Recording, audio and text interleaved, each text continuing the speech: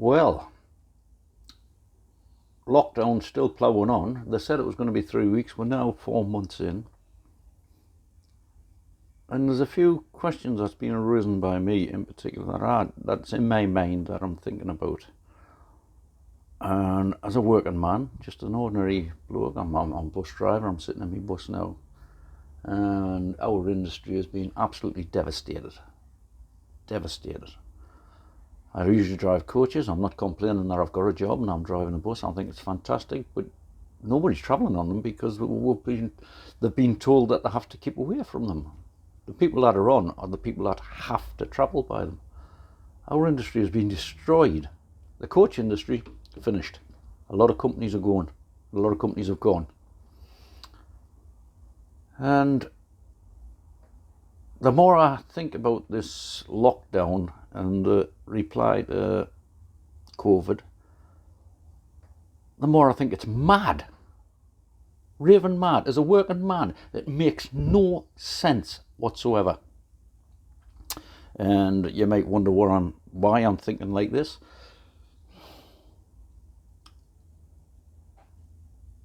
Yeah, if you go by the official figures, 45,000 people, probably going to be 50,000 have died. That's a tragic number. It really is a tragic number, and for the people that it's died and their families, devastating. Devastating. But most of them people are over 85. I'm sure the average age of a person in the UK is in the late 70s. I'm not sure. I think it might be 78 or something like that. That's the average age. That's the normal age. So they've lived longer than average. And everyone's got to die. We have this idea in our head that everyone's going to live forever. No one's going to die of anything whatsoever. Now, this is a new virus and it affects mainly the old folks. And like I say, for them people, that's tragedy, absolute tragedy. And I wouldn't wish it on them, but that's life, that's nature. That's the way nature works. It takes out the old and it takes out the weak. And it'll be my turn one day in the not too distant future. I'm not that young. And I've got to take it on the chin when it is my turn to go. You've got to accept it. The problem is we don't grow up with death anymore the way we used to. We really have no idea what it was like for when TB was around, when several members of your family would get killed in one go. We don't know that anymore.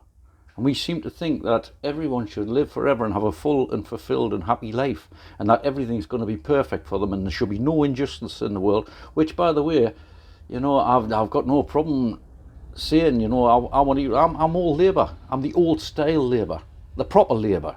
Where everyone was treated equally. No one had any rights above anybody else. It was meant that people were going to be treated equally. I digress. Now, this lockdown came in to protect people and to save lives, stop the NHS being overrun. Now, here's a little point that nobody's pointed out, and you can Google this, you can find out. In 1987, there was 299,000 beds in the NHS available to them. 299,000. There's now 141,000. In the last, 87 to now, 40, 50 year, each and every single government should be held to account for the situation we find ourselves in. The NHS run down. The people on the front line, honestly, my admiration is even more than it used to be. Miles more than it used to be, because those guys are performing miracles. The workload has doubled, and I mean doubled, because people are living longer. People are living, till later on in life, which means you've got to care for these people. The workload has doubled, literally doubled. And they're doing it with 141,000 beds. 150 odd thousand beds down on what they used to have. In our own little area, I know 4 hospitals that have died, closed. Just one of them was a major hospital, Shotley Bridge. Whilst they will argue it's not closed, it's down to a few wards. It's literally just a little tiny community hospital. We had the Richard Murray Hospital, there's one in Lanchester, and then the South Moor Hospital. All closed, all gone. Dryburn itself, when they closed the old Dryburn, they lost 100 beds when they built the new one. Beds gone, lost forever, never come back. And then this happened. Closed the whole world down.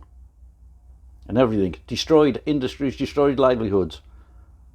1,000 people a day in this country, 1,000 people a day are diagnosed with cancer and not getting that treatment. 1,000 people a day. That's just cancer. What about all the other diseases and everything else? And we sit here and people are sitting there saying, oh, but we're saving lives. We're not saving lives. People are going to die. People from depression committing suicide. And if anybody remembers when the steelworks shut and the Gill Bridge, just about every day through depression of unemployment. And it's going to look nothing like what they've just done to the country. In 5 months we've changed our whole lifestyle. And I hope when our grandchildren and our great-grandchildren are looking at the films and watching people dancing, when they watch Bohemian Rhapsody and they see everyone jumping and shouting in the crowd and everything, that, and they say to you, what they're doing? They're having a great time. Look at them, they're smiling, they're laughing and they're joking in the crowd. Big crowd of them, everybody jumped in. Oh, that's shocking. Because we did it. As a youngster, I did it. And we are telling them now, oh, you can't do that. Because of a disease that 99.9% of people, including quite a lot of the elderly, will survive. We've closed it all down. We're going to tell the youngsters they can't go at the pubs and get drunk like we used to do for a disease that 99.9% of people survive. Get that figure in your head. 99.9%. You can't save everybody from anything. If you would, cars would only do 20 miles an hour. If you want to save everybody from everything. You can't wrap everyone up in cotton wool. You can't wrap the world up. And for those that say, but you're only thinking of the economy, old Labour used to understand that. Old Labour, yeah, and the nationalised industries and stuff like that and everything and that. They wanted to give people free housing, they wanted to do all that, but they understood that to pay for it, you had to have a bloody good economy. Because it doesn't pay for itself. The NHS doesn't pay for itself. You need a good economy. And you believe me, when the bill comes in for this,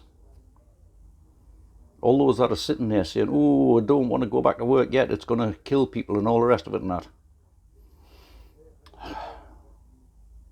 Well, that's just my take on it. I've had a little bit of a rant there, and I do apologise if I've offended anybody, upset anybody, and make your comments. Keep them decent though. If you disagree with us, that's fine, that's not a problem. I'm not saying, I'm putting this out there. If I'm going to put it out there, you have your right to complain. You have your right to twist. That's not a problem. But keep it civil, keep it decent.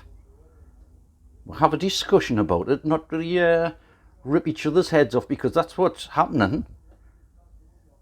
People are really going down paths which I really do find disturbing.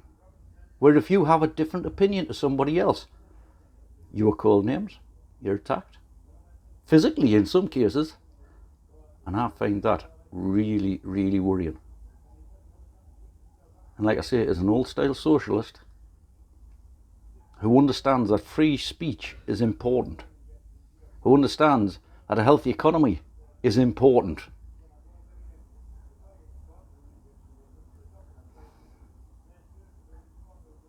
I'm going to do another video on the demise of the Labour Party and why it's shite now.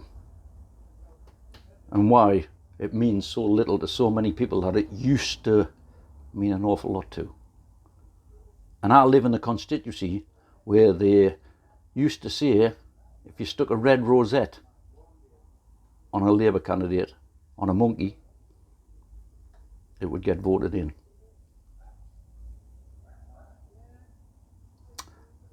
And why we now have a Tory MP. It'll not go down well with the Labour Party. I can guarantee you that. But that's what I'm going to do.